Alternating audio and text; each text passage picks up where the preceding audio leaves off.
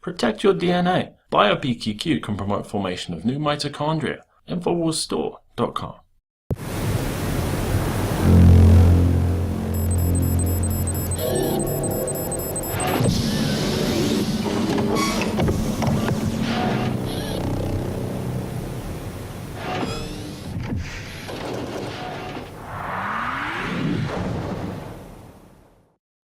Tonight begins a new era for the Nightly News. We've previously recorded the Nightly News in the hour or two before it airs. Now we're going to go live every night so we can bring you the latest breaking news. Now today we had Donald Trump talking about what will happen with Korea if China fails to help us, but we also had some revelations from a North Korean defector.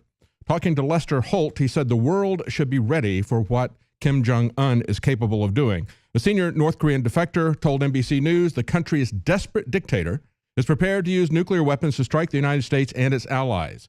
Tae Young-ho is the most high-profile North Korean defector in 2 decades. In other words, they say he can give a new rare insight into the authoritarian regime. Of course, we can all see the unhinged Kim Jong-un video after video. But according to him, he says once he sees any sign of even a tank or an immediate threat to America, that he would use his nuclear weapons with an ICBM. Of course, he does not have a working ICBM yet. They do say that he has upwards of 8 nuclear weapons and the willingness to use them in retaliation for any perceived threat. So he warned America and its allies to be prepared. He says once he gets nuclear weapons and ICBMs, he can do anything. Now, in response to that, Donald Trump has said that the U.S. will act alone on North Korea if China fails to help. And remember, he's going to have the Chinese leader, his counterpart, Xi Jinping, later this week, meeting with President Trump. And it remains to be seen exactly what they will do, if anything. But President Trump has issued China an ultimatum that if it fails to put pressure on North Korea to disable its nuclear program, then the U.S. will take unilateral action on its own. He said, if China is not going to solve the North Korean problem, we will. Asked how he would tackle North Korea, Trump said, I'm not going to tell you. You know, I am not the United States of the past where we tell you that we're going to hit the Middle East and where we're going to do it when we're going to do it. He said he will host the Chinese president at Mar-a-Lago later this week. They will talk about not only North Korea, but the South China Sea, which is also a flashpoint, as well as trade issues. Now, it's not just the concerns about North Korea escalating and perhaps getting into a critical mass. We're also seeing Washington go nuclear. Today, we had Neil Gorsuch, who was nominated for the Supreme Court to replace Justice Scalia, who died last year. We had the first move towards that happening today. Gorsuch was recommended by the committee, the Senate committee, 11-9 along partisan lines. But the Democrats now say that they have enough votes secured to filibuster Gorsuch. So that means that the Republicans will have to either withdraw Gorsuch's nomination or change the Senate procedure and go nuclear. Now, we've had discussions about this in the past. And of course, when we were talking about the repeal of Obamacare, many people said, well, it can't be done. We don't have 60 votes to stop the filibuster. If you have the will to stop the filibuster, you can change it. And going back to what Tim Kaine said, as he was vice presidential candidate, he went to Huffington Post and he talked about precisely this in this context. I've got a couple of clips for you. Let's go to this flashback. MRC TV had these flashback interview that he had with Huffington Post. Let's hear what Tim Kaine said as a senator, as the vice presidential nominee for Hillary Clinton just a few months ago, back in October. And the battle is, do we want a lawfully constituted full court, or will we let the Republicans have a hobbled, limited, and weakened court? And this really is unprecedented. And the thing that's unprecedented about it is this. Senate has to advise and consent. That doesn't mean you have to vote yes, you can vote no. It's not a rubber stamp. But what these guys are doing is, wait a minute, we don't have to vote yes or no. And maybe we can trick our voters into not holding us accountable for not voting yes or no. Well, that kind of sounds like what the Democrats are planning to do now, right? Trick their voters and say, we don't have to have 9 justices on the Supreme Court. We can just not vote yes or no. We can just have a filibuster. So that's what he is proposing now. Let's hear the next clip that he had here, where he's talking about how the Democrats were not going to let the Republicans thwart the law. So now the Democrats are going to thwart the law themselves. Here's Tim Kaine in October. I was in the Senate when the Republican stonewalling around appointments caused Senate Democratic majority to switch the vote threshold on appointments from 60 to 51. And we did it on everything but a Supreme Court justice. If these guys think they're going to stonewall the filling of that vacancy or other vacancies, then a Democratic Senate majority will say, we're not going to let you thwart the law. And so we will change the Senate rules to uphold the law. So they want to stonewall the nomination process? Well, we'll show them we'll stonewall it. And that gets to the essence of what this is about. This strictly is a partisan obstruction to keep someone from being appointed to the court. Now, the GOP has vowed that they're going to get Gorsuch confirmed by Friday. They've said they're going to go nuclear, which means that they're going to shut down this filibuster process. They'll have a straight-up vote. 51 votes will get him in. They do have the 51 votes, even if they had a tie. We've already seen Vice President Pence vote in a tie to get a bill through. Now, Kaine has also said, obviously, that he is going to vote against Gorsuch. And listen to what he had to say, the reason that he had to say. He's not going to say, I'm doing it because we want just to make a point in pure partisan fashion. He says Gorsuch selective activism in restricting women's rights and his framing of women making their own health decisions as the wrongdoing of others are jarring and do not demonstrate a philosophy that belongs on the Supreme Court. So that's the reason that he's telling everybody that he's voting against Gorsuch, because he doesn't pass the litmus test of Roe v. Wade, essentially. Sadly, Gorsuch said that Roe v. Wade is the law of the land. He said a Supreme Court decision is the law of the land. I don't agree with that. The Supreme Court doesn't have the authority to make law. They are there to act as referees.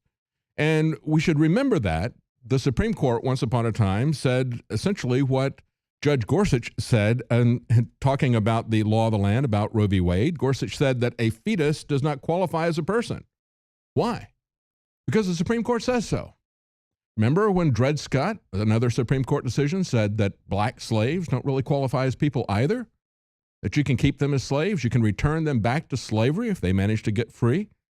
So we've had the Supreme Court say a lot of things that have later been overturned.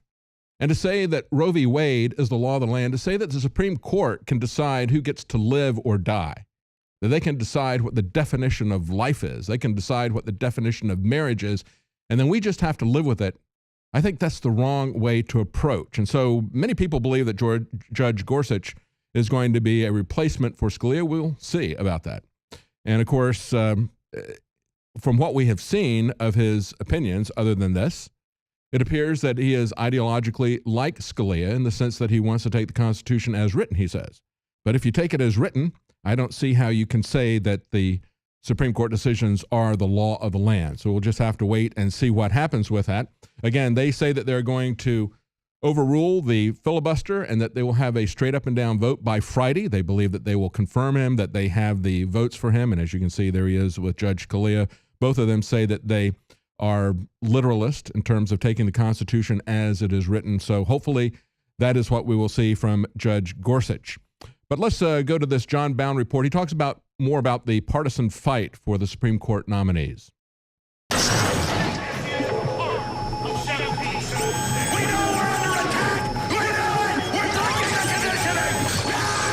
President Trump's nomination of Neil Gorsuch to become an Associate Justice of the Supreme Court is caught in the firestorm of the Democratic panic, deteriorating the very levers of the system the Democrats pretend to protect. There are people who say if you can't support this guy, who they're pushing forward as this really nice person with the heart, which we couldn't really find, that who would we support? And I say, hey, yes, Merrick Garland. It's on all of us to let our Democratic senators know that we want them to hold the line on this filibuster next week, like our lives depend on it. I'm going to vote for Judge Gorsuch. I think he's a highly qualified man. Neil Gorsuch was given the highest rating by the American Bar Association and interprets the Constitution exactly as his would-be predecessor, Justice Scalia. There is no question about his character, about the mainstream nature of his jurisprudence, about his intelligence, about his qualifications. There's no question about any of that. And so to blow up the nuclear option over Gorsuch seems to be pointless partisanship, which will have long-standing damage to the country. We have the 60 votes, so it forces people to think about being bipartisan. Right. Once we get rid of that, you never have to worry about it again. Has this been done to a Supreme Court nominee before? No. Why is it being done to Judge Gorsuch? A couple of reasons. One, the Democrats claim this is a stolen seat. They think it should have been filled by President Obama's nominee, correct, Judge Merrick Garland, a year ago, shortly after Justice Scalia died. So they're bruised about that. They don't like Judge Gorsuch because he's too conservative for them. But the Democrats, in their feverish anti-Trump hypocrisy to oppose any bipartisan progress, may end up doing far more damage to the balance of power regarding future nominees. That if the Democrats filibuster Neil Gorsuch, you have the votes to change the rules? Filibustering judges at all is a rather recent phenomenon started by your next guest, Senator Schumer, after George Bush 43 got elected president. We didn't used to do this. Clarence Thomas was confirmed 52-48, the most controversial Supreme Court nominee in history, and not a single senator said he has to get 60 votes. Well, why should Senator McConnell work with you guys on this when you changed the rules first, when you decided to do this? And again,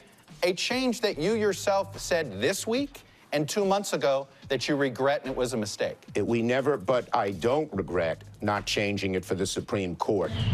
We're not talking about Scalia for Scalia, which is what Gorsuch is. We're talking about Scalia for somebody on the court who shares our values. And then all of a sudden, the things I fought for, the scars on my back to show it in this state, are in jeopardy.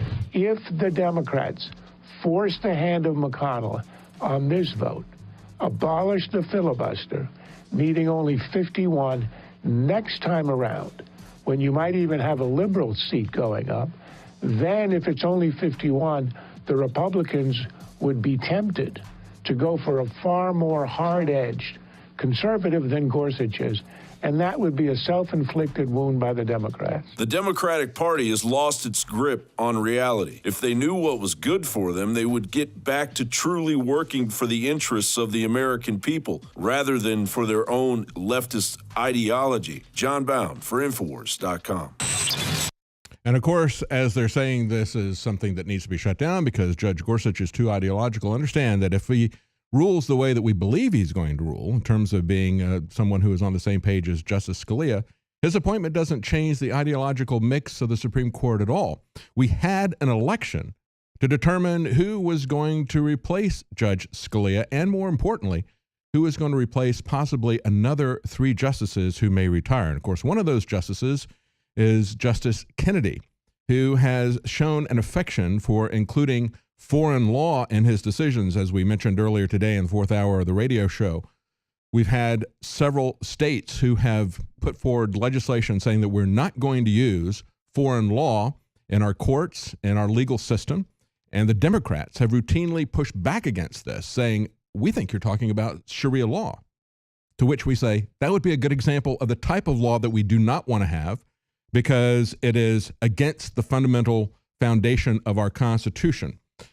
Let's take a look at some of the Second Amendment victories as we're talking about the Constitution that are continuing to pile up. And that's the good news that we're seeing now. We see New American talking about many different states have been rolling back the restrictions on our fundamental rights that have basically been turning our God-given right to defend ourselves, to keep and bear arms, turning that into a state-granted or federal-granted privilege. And so we see a lot of repeals of this at both the state level and even at the federal level just within the first few days of the Trump administration. As they point out, the restoration of the Second Amendment protected rights in the states is happening so quickly that it's hard to keep up. And we're not going to go through all of these because there are too many of them to talk about. But for example, on Friday, we had the Georgia legislature send a bill to the governor there, Governor Deal, that would allow concealed handguns on public college campuses, with some exceptions that were built in to appease him. He vetoed a stronger measure last year.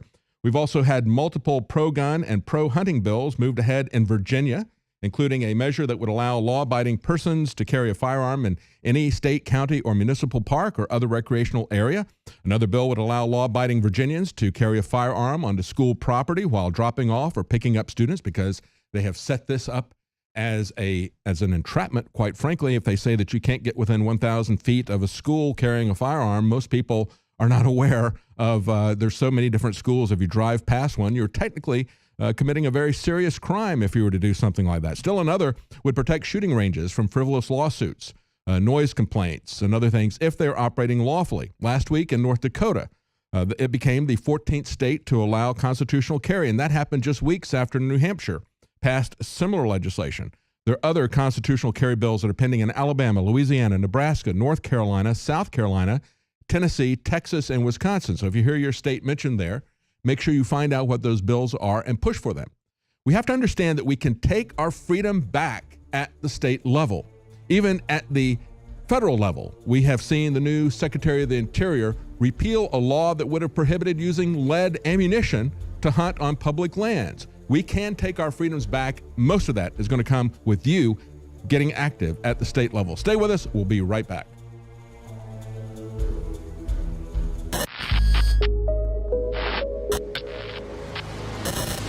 Alex Jones here with a very important news update to anybody out there that wants to be prepared.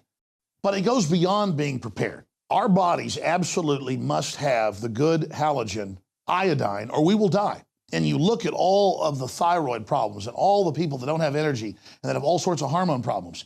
And from my research and a lot of just mainline research, it leads back to iodine over and over and over again. It's as important as vitamin C. If you don't get iodine, you die. But most people are just deficient, so they're low energy, they're sick. You got to have iodine in your body so that your body can produce the hormones you need. It is the base to so many things. And since I got into iodine 4 years ago, we've helped change the entire paradigm by developing and bringing to the public deep earth crystals from 7,000 to 12,000 feet of the purest iodine available. Other iodine comes from the ocean or from other byproducts of chemical facilities and is tainted. It's bound. It's not absorbable. I tried it. And I had incredible effects even with dirty iodine because the body needs it. When you don't have iodine, it absorbs the chlorine, the fluoride, and all these other bad halogens.